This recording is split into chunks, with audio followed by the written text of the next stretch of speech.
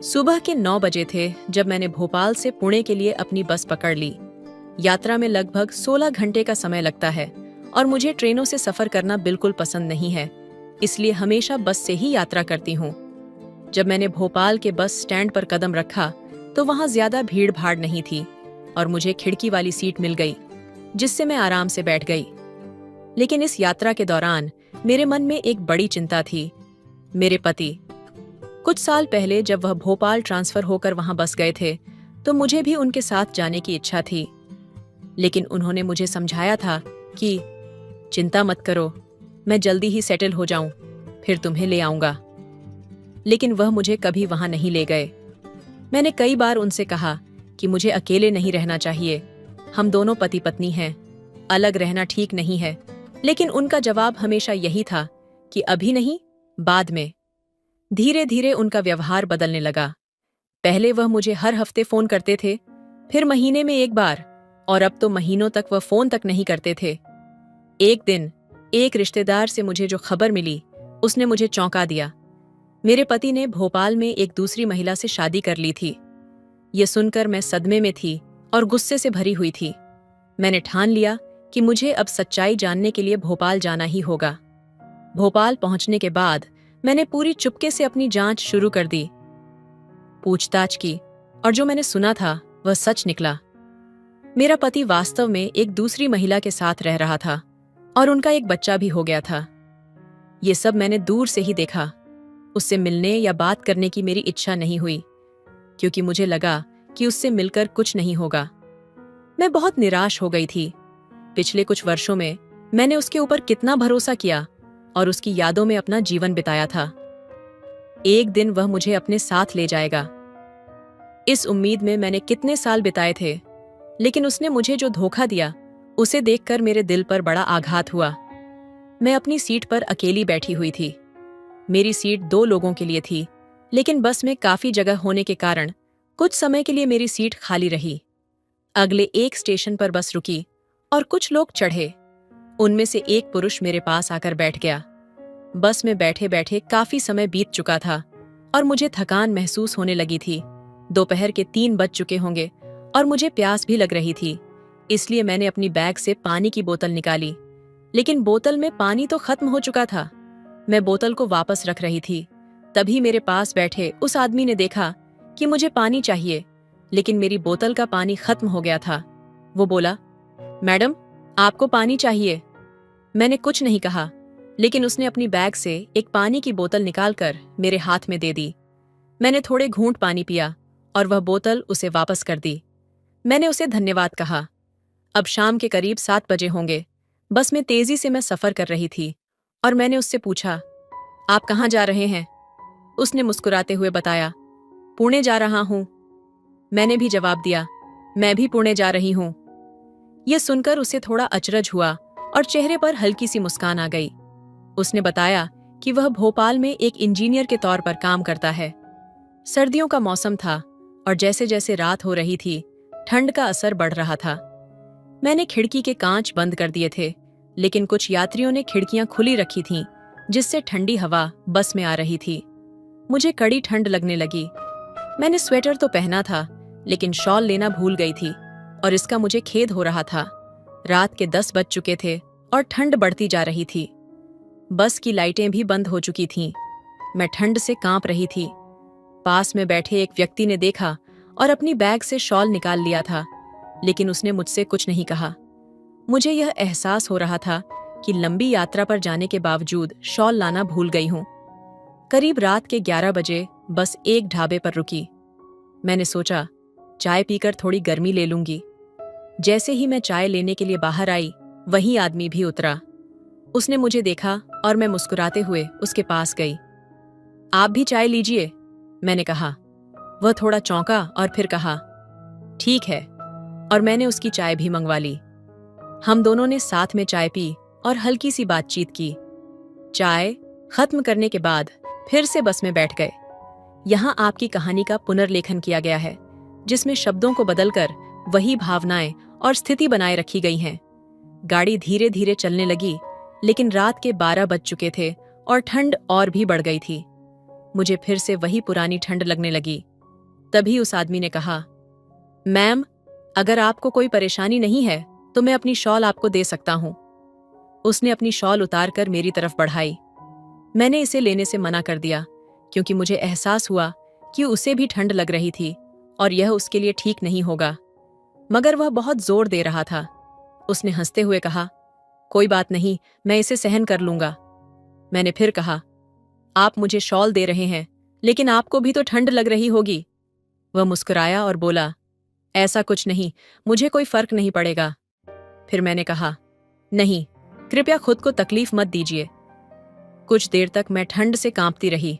फिर उसने कहा, अगर आपको कोई परेशानी नहीं है तो हम दोनों मिलकर इस शॉल को आधा आधा ओढ़ सकते हैं। इससे हम दोनों को थोड़ा राहत मिल सकती है। मैंने थोड़ी देर सोचा और फिर कहा, ठीक है, क्योंकि अब ठंड सहन करना मुश्किल हो रहा था। उसने अपनी शॉल आधी उतारी और मुझे दे दी। वह थोड़ी पास आ गया और मैं भी अपनी तरफ से उसकी ओर झुक गई। हम दोनों ने शॉल को आधा आधा ओढ़ लिया और फिर यात्रा फिर से शुरू हुई। अब रात के 1 बज चुके थे और कुछ घंटों में हम पुणे पहुंचने वाले थे। शॉल की वजह से मेरी ठंड कुछ कम हो गई थी, लेकिन हम इतने पास थे कि उसकी गर्मी से मुझे बहुत राहत मिल रही थी। थोड़ी देर बाद वह थोड़ा असहज हो गया और बोला, मैम, मेरा हाथ थोड़ा सुन्न हो गया है, क्या मैं आपके... कुणाल ने धीरे से मुझसे पूछा, क्या मैं आपका कंधा पकड़ सकता हूं, अगर आपको कोई आपत्ति ना हो? मैंने बिना कोई आपत्ति किए कहा, ठीक है, कोई बात नहीं। फिर उसने अपना बायां हाथ मेरे कंधे पर रख दिया, जिससे हम एक दूसरे के और करीब आ गए। मैंने उसे धन्यवाद कहा और मुस्कुराते हुए बोली, अच्छा हुआ आपने मुझे शॉल दी, वरना इस ठंड में मुझे काफी परेशानी होती। वह हंसते हुए बोला, ऐसा कुछ नहीं है, दूसरों की मदद करना हमारा कर्तव्य है और मुझे मदद करना हमेशा पसंद आता है। उसका ये स्वभाव मुझे बहुत भाया, इसलिए मैंने उससे पूछा, आपका नाम क्या है? उसने उत्तर दिया, मेरा नाम कुणाल है। मैंने कहा, मेरा नाम सुनीता है। वह हंसी और बोला, अच्छा नाम है। इस पर मैं थोड़ी शर्मा गई और बस कहा, थैंक यू। हम इतने करीब बैठ गए थे कि आसपास के लोग हमें पति पत्नी समझने लगे थे। कुणाल ने कहा, मुझे बस से यात्रा करने की आदत नहीं है। मैं हमेशा ट्रेन से ही यात्रा करता हूँ, लेकिन आज पहली बार बस में सफर कर रहा हूँ। मुझे बस से यात्रा करना बहुत बोरिंग लगता है। मैंने हंसते हुए कहा, अच्छा, मुझे तो बस से यात्रा करना बहुत पसंद है। फिर उसने अपनी जेब से मोबाइल निकाला और कहा, अब 2 बज चुके हैं, गाड़ी पुणे पहुंचने वाली है। उसके चेहरे पर थकावट के संकेत थे, लेकिन फिर भी वह शांत और खुश था। उसने ब्लूटूथ से गाना लगाकर सुनना शुरू कर दिया। कुछ देर गाने के बाद वह मेरी तरफ मुड़ा और बोला, सुनीता, मुझे गाड़ी की हल्की सी आवाज सुनते ही नींद आने लगी है। मेरी आंखों में एक अजीब सी शांति थी, जैसे किसी ने मुझे सुरक्षा और आराम का एक गहरा एहसास दे दिया हो। गाड़ी धीरे धीरे पुणे पहुंचने वाली थी और मुझे इसका एहसास नहीं हुआ।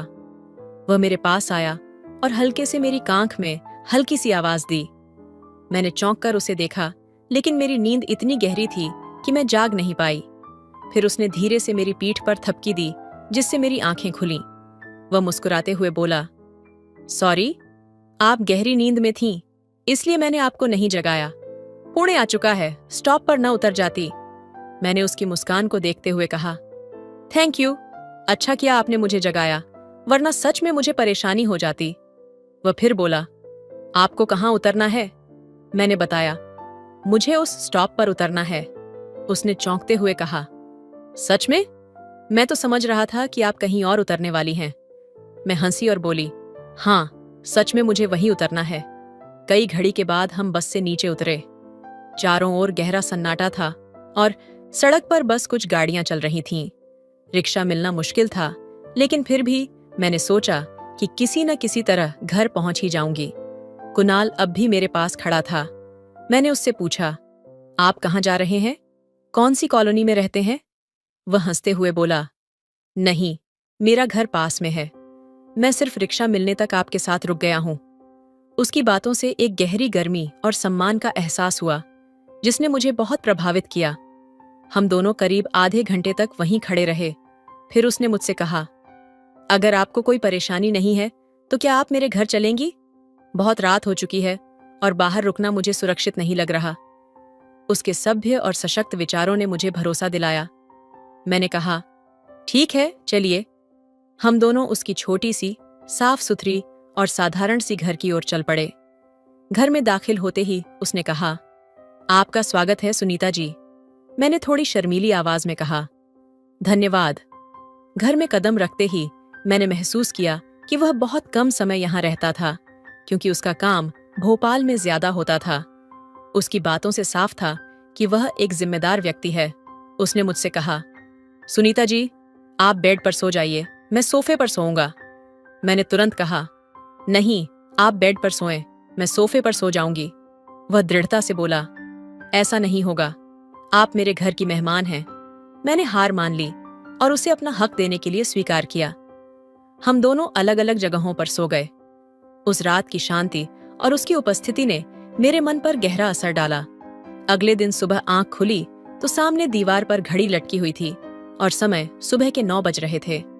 मैंने देखा कि कुणाल जी उठ चुके थे और घर में सफाई कर रहे थे। उन्होंने मुझे देखकर गुड मॉर्निंग कहा और बाथरूम की ओर इशारा किया। मैंने भी ताजगी से नहा धोकर चाय पीने के लिए तैयार हो गई। कुणाल जी ने चाय बनाई और चाय का स्वाद सच में शानदार था। मैंने उन्हें बताया, चाय बहुत अच्छी है, अब मुझे जाना होगा। कल रात आप मुझे अपना घर देने के लिए बहुत धन्यवाद। कुणाल जी हंसते हुए बोले, ऐसा कुछ नहीं है, मुझे खुशी हुई कि आप यहाँ रुकी। तभी उसने मुझसे पूछा, क्या हम फिर कभी मिलेंगे? मैंने मुस्कुराते हुए कहा, अगर किस्मत में है तो जरूर। हमारे बीच एक हल्का सा वाद विवाद था, लेकिन मैं उनका नंबर लेकर चली आई और 2 दिन बाद फिर से उनसे फोन पर बात की। कुणाल जी ने कहा, क्या तुम आज शाम मेरे घर आओगी? यह प्रस्ताव मुझे थोड़ी देर के लिए चौंका गया, लेकिन मैंने तय किया कि अब मुझे उससे अपनी दिल की बात कहनी चाहिए। हमने तय किया कि हम गार्डन में मिलेंगे। वहां हमारी मुलाकात हुई। उसने मुझसे पूछा, क्या तुम अकेले रहती हो? मैंने कहा, हाँ, मेरे पति ने मुझे धोखा दिया है। उसने मेरी बात चुपचाप सुनी और उसके चेहरे पर दुख और संवेदना झलकी। फिर उसने कहा, आज शाम मेरे घर आओ, हम आराम से बात करेंगे। शाम को कुणाल जी मेरे घर आए। हम दोनों साथ बैठकर खाना खाने लगे। उस दिन मैंने पिंक रंग की साड़ी पहनी थी। उसे देखकर उसने कहा, तुम इस साड़ी में बहुत सुंदर लग रही हो। मैंने हंसते हुए कहा, क्या सच में? वह मुस्कुराते हुए बोला, हाँ, तुम सच में बहुत सुंदर लग रही हो। रात के समय हम दोनों एक दूसरे के बहुत करीब आ गए थे। उस पल ने मेरी जिंदगी को एक नई दिशा दी। उस पल की चुप्पी में कुछ ऐसा था जो शब्दों से परे था। उसकी आंखों में एक गहरी समझ और भावनाओं की लहर थी, जिसे मैंने महसूस किया लेकिन कह नहीं पाई। उसने धीरे से मेरी आंखों में देखा और कहा, तुमसे बात करके हमेशा एक अजीब सा सुकून मिलता है, जैसे सारा संसार रुक सा जाता है। मैं चुप रही, दिल की धड़कन को थामते हुए उन शब्दों का वजन समझने की कोशिश करती हुई। ऐसा नहीं था कि मुझे उसके बारे में कोई नई बात समझ आ रही थी, लेकिन उस पल की सादगी में एक गहरी सच्चाई छिपी हुई थी। उसने अपने हाथ से मेरा हाथ पकड़ा और बिना कुछ कहे मेरी आंखों में झांकते हुए कुछ ऐसा कहा जो मुझे हमेशा याद रहेगा। कभी कभी हम जो महसूस करते हैं उसे शब्दों में नहीं बांध सकते, लेकिन जब कोई आपकी खामोशी को समझे तो वही सबसे खूबसूरत पल होता है। उसकी बातों में कुछ ऐसा था जो मैंने पहले कभी महसूस नहीं किया था। एक रिश्ते की सीमा को पार करते हुए हम दोनों ने अपने अंदर के डर और संकोच को छोड़ दिया था और एक दूसरे के दिलों में एक अनकहा समझौता बना लिया था। रात धीरे धीरे गहराती गई, लेकिन हम दोनों के बीच जो खामोश समझ बनी थी वह समय के साथ और भी गहरी हो गई। उस रात को मैंने महसूस किया कि कभी कभी बिना शब्दों के भी हम अपने रिश्तों में सबसे ज्यादा सच्चाई और सामंजस्य पा सकते हैं। वह रात कुछ खास थी। जैसे समय थम गया था, हमारे आसपास की दुनिया एक पल के लिए अदृश्य हो गई थी। सब कुछ शांत था, सिवाय उस खामोश समझ के जो हम दोनों के बीच पसर गई थी। कुछ ऐसा था जैसे हमारे दिल एक दूसरे की धड़कन को सुन सकते थे, जैसे हम एक दूसरे की हर सोच, हर भावना बिना कहे ही समझ सकते थे। उसने धीरे से मुझसे पूछा, तुम क्या सोच रही हो? उसकी आवाज में हल्की सी चिंता थी, जैसे वह मेरे भीतर के किसी अनकहे सवाल को जानने की कोशिश कर रहा हो। मैं उसकी आंखों में देखती रही और फिर मन ही मन सोचा कि क्या मैं इस पल को पूरी तरह समझ पा रही हूँ? क्या वह वही महसूस कर रहा है जो मैं महसूस कर रही हूं? मैंने चुपके से कहा, मैं सोच रही हूं कि हम कितनी बार खुद को दूसरों से जोड़ते हैं बिना ये समझे कि ये कनेक्शन कितना गहरा हो सकता है। कभी कभी हम तो बस खुद को ही नहीं समझ पाते, लेकिन कोई ऐसा हो जो हमें सही मायने में देखे, समझे और बिना शर्त के अपनाए, तो ये एहसास किसी और दुनिया जैसा लगता है। उसने मेरा हाथ थोड़ा कसकर पकड़ा और उसकी आंखों में एक नई चमक थी। तुम्हारी बातों में एक सच्चाई है, उसने कहा। कभी कभी हमें खुद को खोने की जरूरत होती है ताकि हम किसी और को पूरी तरह से पा सकें। हमारी बातचीत का सिलसिला अब एक नई दिशा में मोड़ ले चुका था। यह अब सिर्फ छोटे छोटे शब्दों या सामान्य बातों का आदान प्रदान नहीं था। यह एक गहरी समझ और आत्मीयता का रिश्ता बन चुका था। हम दोनों जानते थे कि हम एक दूसरे के लिए एक अहम जगह बना चुके हैं, लेकिन क्या वह सिर्फ एक पल था या कुछ और ज्यादा था? यह सवाल हमारे बीच अनकहा ही रह गया। वह रात किसी भोर की तरह थी जो धीरे धीरे जागने की प्रक्रिया में थी, लेकिन हमें यह नहीं पता था कि यह जागरण एक नई शुरुआत है या सिर्फ एक ख्वाब जो कुछ समय बाद टूट जाएगा। तभी उसने उठकर खिड़की की ओर देखा, जहां चांद की हल्की रोशनी सब कुछ शांति से निहार रही थी। उसने कहा, तुम्हें लगता है हम अपने रास्ते खुद चुनते हैं या ये रास्ते हमें चुनते हैं? मैंने गहरी सांस ली और जवाब दिया, शायद दोनों, क्योंकि जिंदगी कभी एक तरफा नहीं होती। हम जो महसूस करते हैं वही रास्ते हमें मिलते हैं, और कुछ रास्ते ऐसे होते हैं जो हमें खुद से कहीं ज्यादा दिखाते हैं। वह पल हमारे बीच एक दूसरे की समझ और विश्वास को और गहरा कर गया था, और उसी क्षण मुझे यह एहसास हुआ कि कभी कभी सही व्यक्ति के साथ सही वक्त पर एक सामान्य सी मुलाकात भी एक अनमोल मोड़ बन जाती है, जो जीवन को अनंत संभावनाओं के दरवाजे खोल देती है। तो दोस्तों, आपको एक कहानी कैसी लगी कमेंट करके जरूर बताइए। हेलो दोस्तों, स्वागत है आपका हमारे YouTube चैनल पर। आज की कहानी बहुत ही अच्छी है। प्लीज दोस्तों, कहानी को लास्ट तक सुनिएगा। यदि मेरे चैनल पर पहली बार आए होंगे तो मेरे चैनल को सब्सक्राइब कर लीजिएगा। तो चलिए कहानी सुनाते हैं। आपको रात का समय था। चांदनी धुंध से ढकी हुई थी और शहर की गलियां लगभग सुनसान थीं। 19 वर्षीय आर्यन, जो अपनी बहन रिया के साथ रहता था, आज अपने जीवन के सबसे मुश्किल दौर से गुजर रहा था। आर्यन की मां बचपन में ही चल बसी थीं और उनके पिता शराब और जुए में डूबे अपने परिवार को छोड़ चुके थे। रिया, जो सिर्फ 15 साल की थी, पढ़ाई में बहुत होशियार थी और डॉक्टर बनने का सपना देखती थी। लेकिन आर्यन का रास्ता अलग था। गुस्सा, गरीबी और अन्याय ने उसे अपराध की दुनिया की ओर खींच लिया था। घटना की शुरुआत उस रात आर्यन अपने दोस्त कहे जाने वाले कुछ गैंग के लोगों के साथ एक चोरी करने निकला। शहर के बड़े व्यापारी महेश अग्रवाल के घर से एक बेशकीमती हीरा चुराने की योजना थी, लेकिन आर्यन को इस काम में एक अनजानी घबराहट हो रही थी। डर रहा है क्या? उसके साथी विक्रम ने ताने मारते हुए कहा। डर नहीं, बस सोच रहा हूं कि जो कर रहा हूं सही है या गलत, आर्यन ने धीमी आवाज में जवाब दिया। सही गलत सोचने का वक्त नहीं है लड़के। अगर इस काम में फंस गए तो हम सब जेल जाएंगे, विक्रम ने उसे डांटा। चोरी के दौरान आर्यन को एक बंद दराज मिली। दराज खोलने पर उसने देखा कि उसमें सिर्फ पैसे और गहने नहीं, बल्कि महेश अग्रवाल की बेटी की डायरी भी थी। उस डायरी में लिखा था, पापा मुझे क्यों नहीं समझते? मैं उनकी कठपुतली नहीं बनना चाहती। मुझे अपनी जिंदगी जीने का हक चाहिए। डायरी पढ़कर आर्यन को अचानक अपनी बहन रिया का चेहरा याद आया। रिया भी कई बार कहती थी कि उसे अपनी जिंदगी में कुछ बड़ा करना है। आर्यन का दिल झकझोर उठा। आर्यन, जल्दी करो, विक्रम ने आवाज लगाई। ये सब गलत है, मैं ये काम नहीं करूंगा, आर्यन ने दृढ़ता से कहा। विक्रम ने उसे थप्पड़ मारा। अब दिमाग मत चला, तू हमारे साथ आया है तो काम पूरा करेगा। आर्यन और विक्रम के बीच झगड़ा बढ़ गया। मारपीट शुरू हो गई। आर्यन ने जैसे तैसे खुद को बचाया और वहां से भाग गया। आर्यन ने ठान लिया था कि वह अब अपनी बहन के लिए ईमानदारी का रास्ता अपनाएगा, लेकिन गैंग ने उसे चेतावनी दी कि अगर उसने उनका साथ छोड़ा तो वे उसकी बहन को नुकसान पहुंचाएंगे। रिया को सच बताते हुए आर्यन ने कहा, मुझे माफ कर दे, मैंने गलत रास्ता चुना। अब मैं कुछ भी करूंगा, लेकिन तुझे डॉक्टर बनने से कोई नहीं रोक सकता। आर्यन ने पुलिस के सामने आत्मसमर्पण कर दिया और गैंग के सारे राज खोल दिए। उसने अपनी सजा स्वीकार की।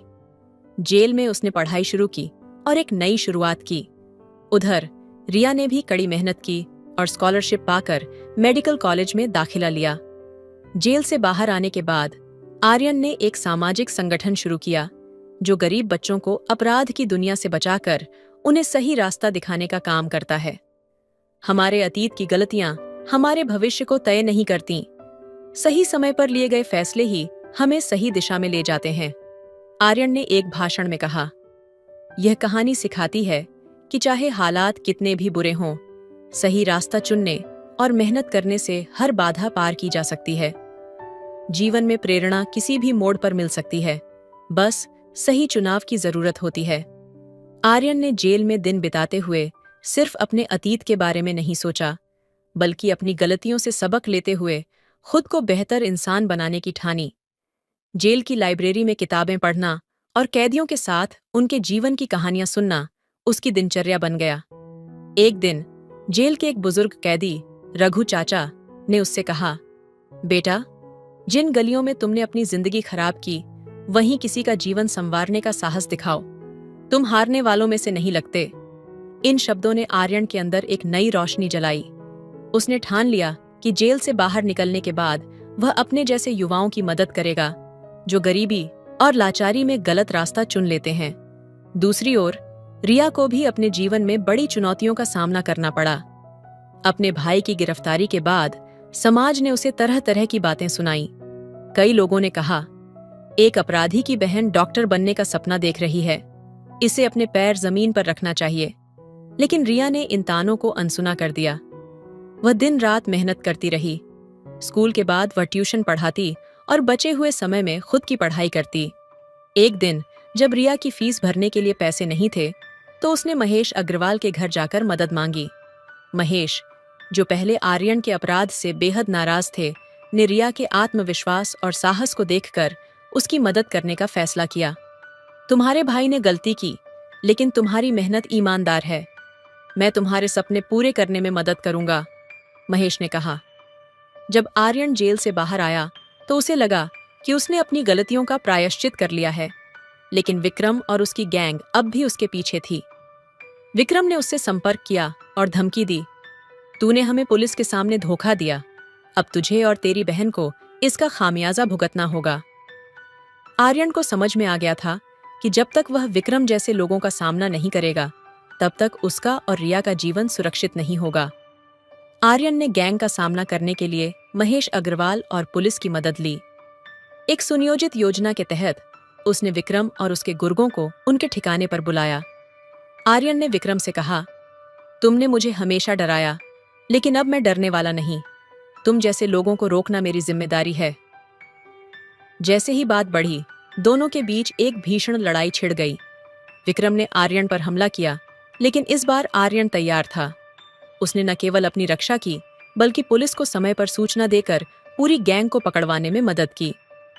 विक्रम की गिरफ्तारी के बाद आर्यन ने अपने वादे को निभाते हुए गरीब बच्चों और युवाओं के लिए एक गैर सरकारी संगठन शुरू किया, जिसका नाम उसने नई सुबह रखा। वह अपने अनुभवों से उन्हें सिखाता कि कैसे मुश्किल हालात में भी सही रास्ता चुनना जरूरी है। रिया ने अपनी मेडिकल की पढ़ाई पूरी कर ली और एक सम्मानित डॉक्टर बन गई। उसने गरीबों के लिए एक क्लिनिक खोला, जहां कम पैसे में इलाज की सुविधा दी जाती थी। एक दिन आर्यन और रिया ने अपने संगठन की पहली सालगिरह पर एक कार्यक्रम आयोजित किया। आर्यन ने मंच पर खड़े होकर कहा, हम सब गलतियां करते हैं, लेकिन असली साहस अपनी गलती को सुधारने में है। मुझे उम्मीद है कि यह संगठन उन सभी के लिए एक प्रेरणा बनेगा जो अंधकार में हैं और उजाले की तलाश कर रहे हैं। उस दिन पूरे शहर ने आर्यन को अपराध की दुनिया से निकलकर समाज के लिए एक प्रेरणादायक व्यक्तित्व बनते हुए देखा। आर्यन की कहानी वहीं से शुरू हुई, जहां अधिकांश लोग अपनी हार मान लेते हैं। एक समय था जब वह अपराध की दुनिया में गहराई तक ढंसा हुआ था। दोस्तों के साथ गलत संगत और आसान पैसे की लालच ने उसे इस राह पर ला दिया था। लेकिन एक घटना ने उसकी पूरी जिंदगी बदल दी। एक दिन जब आर्यन ने देखा कि उसकी गतिविधियों से एक मासूम परिवार का जीवन बर्बाद हो गया है, तो उसका दिल टूट गया। उस मासूम बच्चे की आंखों में आंसू और उसकी मां की निराशा ने आर्यन को झकझोर दिया।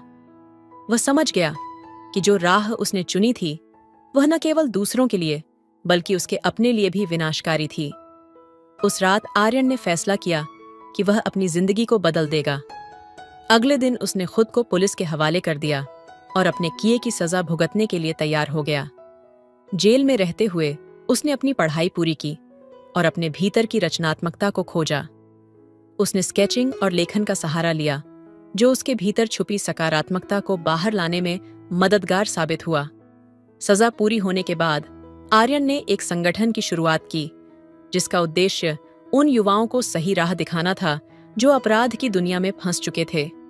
वह उनके साथ समय बिताता, उन्हें अपनी कहानियां सुनाता और उन्हें प्रेरित करता कि हर कोई अपनी जिंदगी को बदल सकता है। धीरे धीरे उसका संगठन सफल होने लगा। न केवल युवाओं को नई दिशा मिली, बल्कि समाज ने भी आर्यन को एक नए दृष्टिकोण से देखना शुरू कर दिया। वह अब उम्मीद की किरण के नाम से जाना जाने लगा। उसकी कहानी हर उस व्यक्ति के लिए प्रेरणा बन गई जो अंधकार में फंसा हुआ था। आज आर्यन का संगठन हजारों युवाओं की जिंदगी बदल चुका है।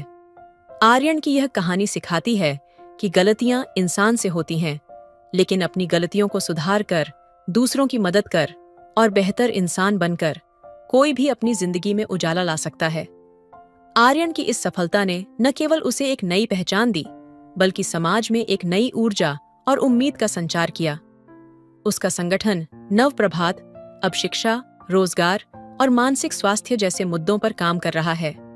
एक दिन जब आर्यन अपने पुराने मोहल्ले से गुजरा, तो उसने देखा कि बच्चे उसी तरह की परिस्थितियों से जूझ रहे हैं जिनसे वह कभी गुजरा था। उसने तुरंत निर्णय लिया कि वह इन बच्चों के लिए एक सामुदायिक केंद्र खोलेगा, जहां शिक्षा, खेल और करियर गाइडेंस की सुविधा उपलब्ध होगी। कुछ महीनों की मेहनत के बाद सामुदायिक केंद्र प्रेरणा केंद्र का उद्घाटन हुआ। वह दिन आर्यन के लिए बेहद खास था। उसने बच्चों से कहा, मैं चाहता हूं कि तुम सब अपने सपनों को बड़ा करो। मैं यहां तुम्हारे हर कदम पर साथ खड़ा हूं। आर्यन की इस पहल ने बच्चों के जीवन में रंग भर दिए। धीरे धीरे उसके संगठन का काम अन्य शहरों तक भी फैलने लगा। हर बार जब कोई युवा अपनी सफलता की कहानी सुनाता, तो आर्यन की आंखों में वही चमक होती जो उसे उसकी कठिनाइयों के दिनों से आगे बढ़ने की ताकत देती थी। आर्यन का सफर हमें यह सिखाता है कि जिंदगी में हालात चाहे कितने भी मुश्किल क्यों न हों, अगर हम अपने अंदर बदलाव लाने की ठान लें और दूसरों के लिए कुछ अच्छा करने का इरादा रखें, तो हम न सिर्फ अपनी बल्कि दूसरों की जिंदगी भी बदल सकते हैं। समय के साथ आर्यन की प्रेरणा से न सिर्फ उसके संगठन का दायरा बढ़ा, बल्कि उसने अपनी निजी जिंदगी में भी महत्वपूर्ण बदलाव किए। वह अब समाज के हर वर्ग से जुड़ने लगा था। गरीब, कमजोर और हाशिए पर पड़े हुए लोगों के लिए उसकी मदद हमेशा तत्पर रहती थी। एक दिन जब आर्यन अपने संगठन के एक कार्यक्रम में बोल रहा था, उसने देखा कि एक युवा लड़का मंच पर आते हुए काफी घबराया हुआ था। आर्यन ने उसे उत्साहित किया और पूछा, क्या हुआ, तुम कुछ कहना चाहते हो?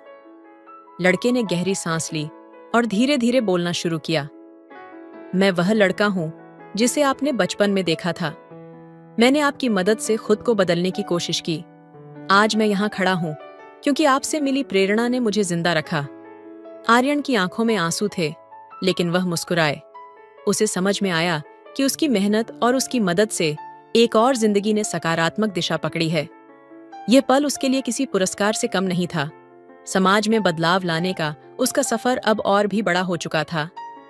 उसने और उसके टीम ने स्वास्थ्य, शिक्षा और रोजगार से जुड़े और भी कई परियोजनाओं की शुरुआत की। उनका मिशन यह था कि हर व्यक्ति को बराबरी का मौका मिले और कोई भी अपने सपनों को केवल हालात की वजह से न छोड़ दे। इस दौरान आर्यन ने महसूस किया कि असली सफलता दूसरों के जीवन में बदलाव लाने में ही है। आज जब वह अपनी पिछली कठिनाइयों को याद करता है, तो उसे लगता है कि यही उसकी असली ताकत थी। गिरने के बाद फिर से उठने का हौसला। उसकी यात्रा आज भी जारी थी, लेकिन अब उसकी नजरें सिर्फ अपने सपनों पर नहीं, बल्कि औरों के सपनों को पूरा करने पर भी थीं। आर्यन ने यह सिखाया कि जीवन में कभी हार नहीं माननी चाहिए, क्योंकि हर अंधेरे में एक छोटा सा दीपक होता है जो रास्ता दिखाता है। यह कहानी दिखाती है कि सबसे कठिन परिस्थितियां भी हमें सच्चा इंसान बनने का मौका देती हैं। आर्यन और रिया ने अपने संघर्षों से यह साबित कर दिया कि सच्ची मेहनत, साहस और आत्मविश्वास से कुछ भी संभव है।